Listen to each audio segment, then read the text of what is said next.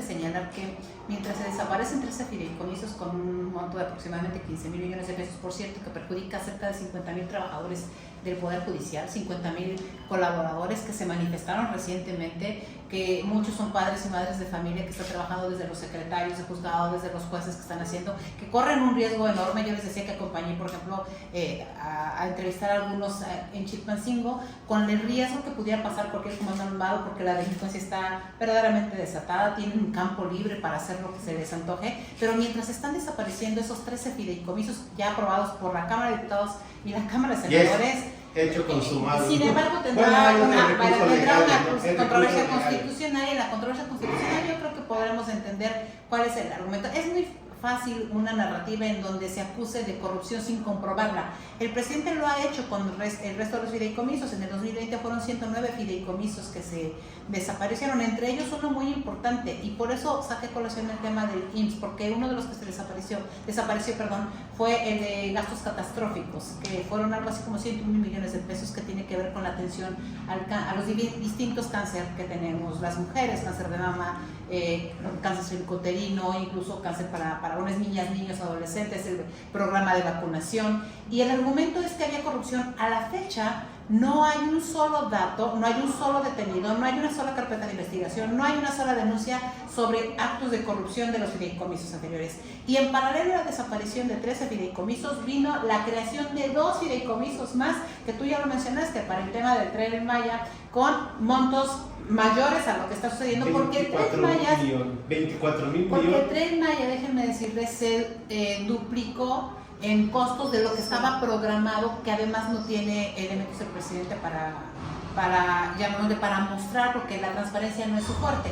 Doy otro dato que me parece que es fundamental en ese sentido.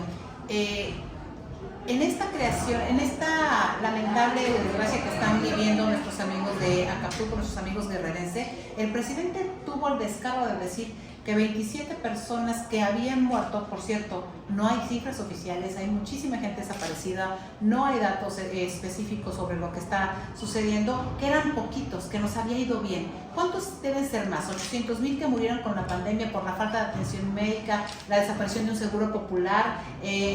Tú hablas de 2 hospitales que pasaron a ser parte del gobierno federal, que por cierto, en esta centralización de los recursos con la desaparición del seguro popular, decía que ni era popular, ni era seguro, era popular y era seguro, había muchísima gente atendida, personas con cáncer. Hoy tenemos un verdadero colapso en el sistema de salud. En paralelo a todo eso, el presidente se le ocurrió decir que el Fonden había desaparecido también por la corrupción y porque se entregaban los apoyos sin una licitación para la compra de insumos. Lo dice el presidente que el 80% de sus licitaciones son adjudicaciones directas, es decir, no hay licitaciones. El mayor número de obras y servicios que se han dado en este gobierno por miles y miles de millones de pesos se han dado a través de adjudicación directa. Y ponemos un ejemplo, regreso al tema de los hospitales, elevadores en el sistema de servicio que no se supervisan, ventiladores que se le compran al hijo de Manuel Bartlett, casas que se preocupan, pues que tienen prestadas de los medios de comunicación con convenios verdaderamente grandes con algunos de esas empresas, como La Jornada, por ejemplo, que se supone que era un medio crítico. Una descalificación terrible a cualquier persona que se oponga. Doy un dato, que mientras estaba esta desgracia también en Acapulco, el presidente estaba más preocupado para preguntar cuánto ganaba un colega suyo, porque tiene una obsesión terrible con el periodismo, que, déjenme decirles, ha descubierto el periodismo en este país la mayor parte de las acciones de corrupción. Hoy el presidente se le olvida que hay quienes de su gobierno pueden comprarse un coche sin tener dinero para hacerlo, como en particular en su momento de Nacho Mier o de Alejandro Armenta en el Senado de la República. Esto que está sucediendo, lo que se ha hecho es normalizarse.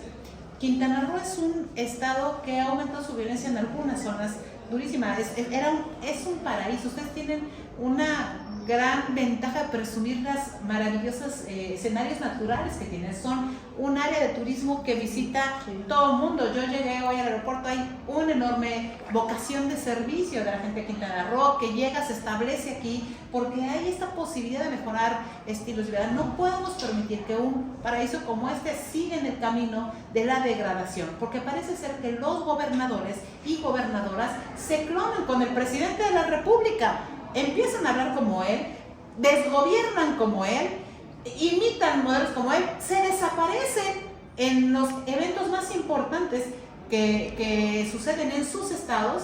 Y bueno, yo tengo el gusto de conocer a algunas personas que como senadoras, hablas de apellidos Beristain, que fueron compañeras mías senadoras, y que eran férreas defensoras de las libertades y la democracia y que hoy perdieron la memoria.